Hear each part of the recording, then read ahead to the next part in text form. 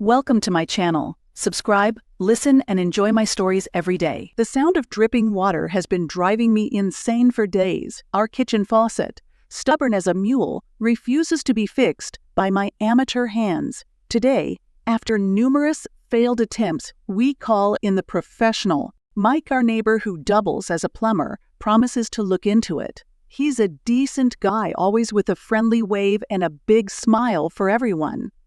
Little did I know, his friendly nature wasn't limited to casual neighborhood interaction. It's a Thursday afternoon, and I'm supposed to be at work, stuck in endless meetings. Instead, I'm coming home early, nursing a budding migraine and seeking the solace of my quiet house. See, on the moment I pull into the driveway, I notice Mike's truck parked out front, his logo splashed across the side. Mike's Plumbing, we fix more than pipes. A tagline that today would reveal its ominous undertones. As I unlock the front door, the familiar cacophony of my old home greets me. The creaks, the groans, the sighs. But today, there's a new sing. Rhythmic thumping, muffled but unmistakable. But drop my keys, my heart rate kicking up as I follow the noise to its source, the master bedroom. Seriously, Mike, right there. Yes. The voice is unmistakably Claire's, my wife, laced with a pleasure that slices through me like a knife. Frozen, hand on the doorknob, I press open the door, just a crack. The scene before me is more grotesque than any horror movie. Mike, dressed only in his plumber's belt, the very definition of ironic, is not fixing pipes but is instead intimately entangled with Claire on our bed. The rage that hits me is primal, a red haze across my vision. On the floor, beside me, lies my toolkit, open and inviting. My hand wraps around the cold metal of a wrench, its weight comforting, promising retro. But as I step forward, ready to swing, a small, rational voice pierces the fog of my anger. This isn't the way. I'm not a killer. I can't let this betrayal turn me into something monstrous. I drop the wrench with a clatter that slices through the moans and gasps. They don't notice. They don't see me, yet. Having fun, my voice ice cold and sharp, finally catches their attention. Mike jumps up, scrambling for his clothes, stuttering apologies and excuses. Claire, her face a mask of shock and fear, grabs a sheet to cover herself. But the damage is done. The image is seared into my memory, a brand on. Get out, I say, my voice eerily calm. Mike doesn't hesitate, stumbling out the room, his apologies trailing behind him like a pathetic echo. Claire starts sobbing, pleading for forgiveness, for another chance. But I'm done. I don't need words. I need action. I almost killed you today, I tell her, my voice hollow. But I won't. Instead, I'll make sure you regret this. Both of you. She continues to cry, her tears now just background noise as I walk away. My mind already spinning with plans for revenge. This is just the beginning. Mike and Claire will learn that betrayal comes with a price, and I am the collector. As I step outside, the cool air hits me like a splash of clarity. My hands may be empty, but my resolve has never been fuller. This is not the end. It's merely the start of their undoing. I leave the house, my mind whirling with thoughts of revenge. As I walk down the street, my steps echo in the quiet suburb.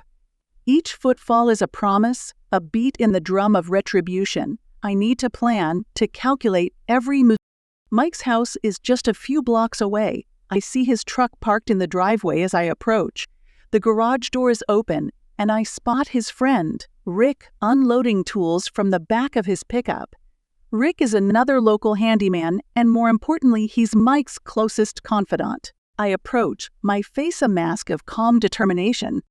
Hey Rick, I call out, forcing a casual tone. He turns, surprised to see me. Hey Sam, what's up? Need something fixed? I chuckle, the sound hollow.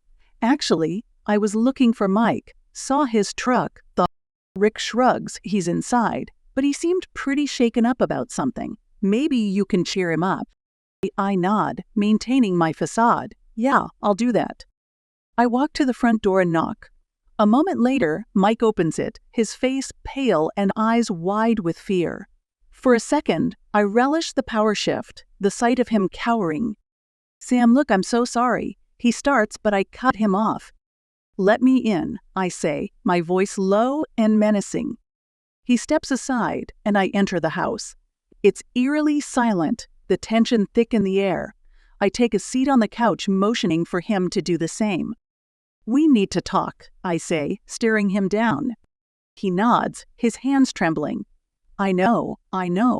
I messed up. I'm so sorry. It was a mistake." "A mistake?" I repeat, leaning forward. "You slept with my wife, Mike. That's more than a mistake." He swallows hard, unable to meet my gaze. "I didn't mean for it to happen. It just—" "Well, it's too late for apologies," I say, my voice cold. "Here's what's going to happen. You're going to help me get back at Claire. You're going to do everything I say. Otherwise, everyone in this town is going to know exactly what kind of man you are." He looks like he's about to protest, but the threat silences him. He nods reluctantly. "What do you want me to do?" "First, we need to find a way to make Claire suffer. She needs to feel the same betrayal I felt," I say, my mind racing with possibilities. Mike shifts uncomfortably. "I don't want to hurt her." I laugh, a bitter sound. "You should have thought of that before you decided to sleep with her." He nods again, resigned. "Okay, what's the plan?" "I have some ideas," I say, my mind already formulating the steps. "But first, I need you to get Rick involved. We're going to need his help." Mike's eyes widen. "Rick, why?" "Because he's your friend," I explain, "and because he'll do anything for you. We're going to use that to our advantage." Reluctantly, Mike agrees. He calls Rick into the house, and the three of us sit down to discuss the plan. I explain my idea, laying out the details with precision. "We're going to make it look like Claire is having an affair with Rick," I say. "We'll plant evidence, take photos, and create a narrative that paints her as the villain." Rick looks skeptical. "Why would I do that?" "Because you owe Mike," I say, my tone sharp. "And because if you don't, I'll make sure everyone knows about Mike and Claire." Rick looks at Mike, who nods in silent pleading. Finally, Rick sighs and agrees. We spend the next few hours plotting, detailing every step. As night falls, I return home, my mind buzzing with anticipation. Claire is in the living room, her eyes red from crying. She looks up as I enter, hope flickering in her gaze. "Sam, Save it," I snap. "We're not done, not by a long shot." She recoils, tears welling up again. I head upstairs, leaving her to her misery. I can't afford to soften now, not when revenge is so close. Over the next few days, we put our plan into action. Rick starts spending more time around Claire, pretending to be a shoulder to cry on. I make sure to accidentally catch them in compromising situations, taking photos and leaving evidence where Claire will find it. The tension in the house is palpable, but Claire seems oblivious, too consumed by guilt and regret to see what's happening around her. Mike plays his part, acting distant and avoiding me whenever possible. One evening, I gather all the evidence we've collected and present it to Claire. Her face pales as she looks through the photos, the incriminating messages we forged. "Sam, this isn't what it looks like," she stammers, but I cut her off. "Save it," I say coldly. "You've been caught. Now it's your turn to suffer." She breaks down, sobbing uncontrollably. I watch, a mix of satisfaction and guilt churning in my gut. This isn't who I am, but I can't stop now. The wheels are in motion, and there's no turning back. As Claire's world crumbles around her, I can't help but wonder if I've gone too far. But it's too late for second thoughts. The path to revenge is a dark one, and I've already taken the first steps. And so, the game begins, a game of deceit, betrayal, and vengeance, and in the end, only one of us will come out unscathed. Claire's world has crumbled, and I've carefully orchestrated the downfall. But as I watch her break apart, a pit grows in my stomach, a reminder that revenge is a bitter fruit. It's a damp, overcast morning when I decide to confront Claire with the final piece of my fabricated betrayal. The house is quiet, too quiet, as if it knows the storm that's brewing. I find Claire in the kitchen, staring blankly out the window, a cup of untouched coffee in her hand. "Claire," I begin, my voice steady despite the turmoil inside. "We need to talk." She turns slowly, her eyes red-rimmed and hollow. "What is it now, Sam? Haven't you done enough?" I place the envelope full of photos and fake messages on the table. "Just hear me out." Reluctantly, she opens the envelope, her hands shaking as she sifts through the contents. With each photo, each fabricated message, her face drains. "This isn't true," she whispers, her voice breaking. "Isn't it?" I challenge, my voice harsher than I intend. "How does it feel, Claire? How does it feel to be betrayed?" She collapses into a chair, sobbing. "Sam, please, I made a mistake." But I watch her, the anger in me wrestling with the remnants of the love I once felt. "A mistake?" I echo mockingly. "You destroyed us, Claire." As she cries, the doorbell rings, slicing through the tension. I stride to the door and swing it open to find Rick standing there, looking uneasy. "Sam, we need to talk," Rick says, glancing nervously over his shoulder. "Not now, Rick," I snap, ready to close the door in his face. "It's about the plan," he insists, pushing past me into the house. "It's going too far. This isn't what I signed up for." I follow him into the living room, my frustration boiling over. "What are you talking about?" Rick shakes his head, his face serious. "I agreed to help make Claire realize her mistake, not to destroy her, Sam. This is wrong." I stare at him, the words hitting harder than I expect. "So what? You want out?" He nods. "I can't be part of this anymore. It's going too far. It's becoming something ugly." I laugh bitterly. "It was always ugly, Rick. From the moment Mike and Claire decided to..." "Enough!" Claire's voice cuts through the room as she stands in the doorway, her eyes fiery and resolute. "This isn't solving anything, Sam. Look at us. What are we doing to each other?" I turn to her, the fight draining out of me. She's right. In my quest for revenge, I've lost sight of who I am, of who we were. "Maybe she's right," Rick adds softly. "Maybe it's time to stop this." I look between Rick and Claire, the anger dissipating, replaced by a profound exhaustion. Is this really how I want to spend my days, caught in a cycle of revenge and misery? Slowly, I nod. "Okay, I agree," my voice barely above a whisper. "Okay, let's end it." Claire steps forward, her expression one of cautious relief. "Really, Sam?" "Yes," I say, feeling the weight lift off my shoulders, though the shadow of our actions remains. "But we need to talk, Claire. Really talk. About if..." She nods, tears in her eyes. "I'd like that."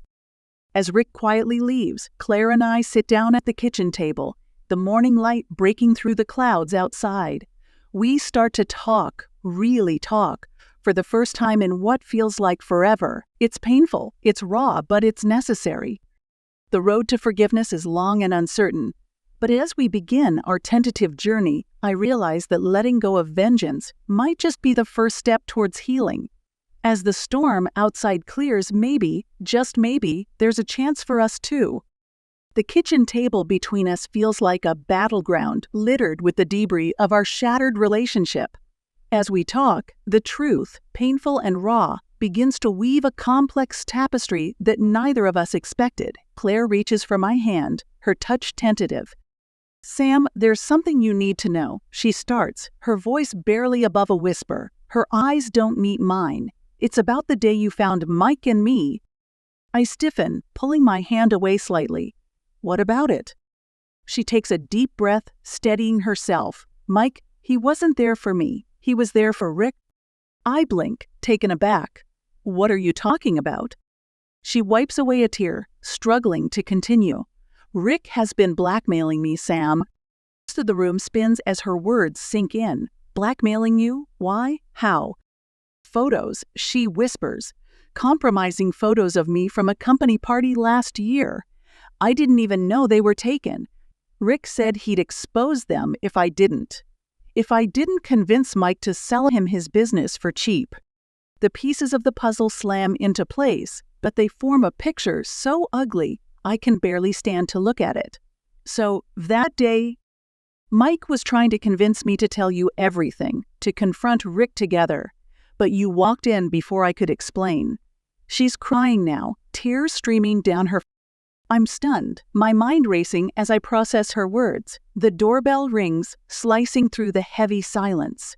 I stand, walking to the door mechanically. When I open it, Rick stands there, a smug smile on his face. Thought I'd check in, he says, stepping inside before I can stop him. I glare at him, the anger bubbling up inside me again. You need to leave, I say, my voice. Rick laughs, looking between Claire and me. Oh, come on, Sam, don't be like that. Stop, Claire interrupts, standing up. I've told him everything, Rick. Rick's smile falters, his eyes narrowing. Everything? Yes, she says, her voice firm. About the photos, the blackmail, everything. As Rick's demeanor shifts, the veneer of friendliness falling away. You think you can play me? You have no idea what you've started. As he turns to leave, a shadow passes by the window. Mike bursts through the door, followed by 2 police officers. That's him, Mike points at Rick, his voice resolute. Rick spins around, his face a mask of betrayal. Mike, you called the cops? Mike looks at me and Claire, his gaze apologetic. I had to. After everything, I couldn't let him get away with it. The officers move forward, handcuffing Rick. As they read him his rights, Rick turns to me, his expression one of pure venom. You think this is over? But it is over, at least for him. As the officers lead him away, the tension in the room deepens. Claire and I watch as the police car drives away, then turn to each other. The reality of our situation settling in. I'm so sorry, Sam, she murmurs. For everything. I nod, the weight of the past few days pressing down on me. I am too. I should have trusted you more. We stand in silence, the barrier between us crumbling. Finally, I speak. Let's start over, I suggest. A real fresh start, but this time, we face things together. No secrets, no lies. Claire smiles, a genuine, hopeful smile. I'd like that, she says. As we start to pick up the pieces, I realize that true revenge doesn't bring satisfaction. Instead, understanding and forgiveness pave the path to healing. Today, we step onto that path, uncertain but together, ready to face whatever comes next, with honesty and love as our guides.